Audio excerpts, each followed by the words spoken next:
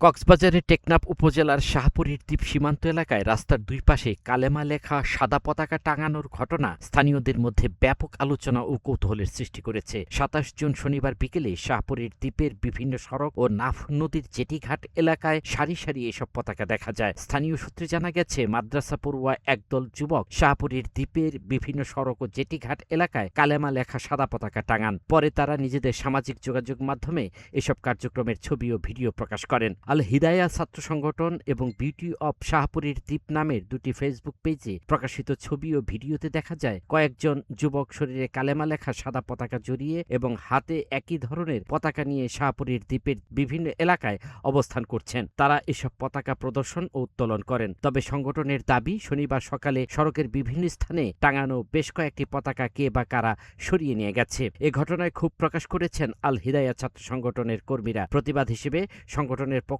থেকে সামাজিক যোগাযোগ মাধ্যমে প্রোফাইল ছবিতে কালেমা লেখা পতাকা ব্যবহারের আহ্বান জানানো হয়েছে। স্থানীয়রা জানান, সীমান্তবর্তী এলাকায় হঠাৎ করে বিপুল সংখ্যক কালেমা লেখা সাদা পতাকা উত্তোলনের ঘটনায় জনমনে কৌতূহলের পাশাপাশি নানা প্রশ্নও তৈরি হয়েছে। ফলে বিষয়টি নিয়ে প্রশাসনের নজরদারি ও অনুসন্ধান অব্যাহত রয়েছে।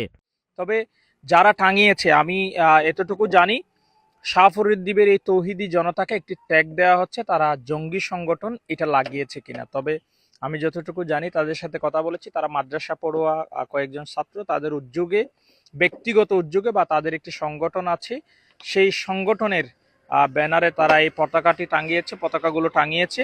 আমি শুরুতেই তাদেরকে ধন্যবাদ জানাই। এদিকে স্থানীয় বাসিন্দাদের মধ্যে বিষয়টি নিয়ে নানা প্রশ্ন ও আলোচনা চলছে। টেকনাফ মডেল থানার ভারপ্রাপ্ত কর্মকর্তা মোহাম্মদ সাইফুল ইসলাম বলেন, ইসলামকে ভালোবেসে কয়েকজন যুবক এসব পতাকা টাঙিয়েছেন বলে জানতে পেরেছি। আমরা তাদের সঙ্গে কথা বলছি, বিষয়টি নিবিড়ভাবে পর্যবেক্ষণ করছি এবং প্রয়োজনীয় খোঁজখবর নেওয়া হচ্ছে।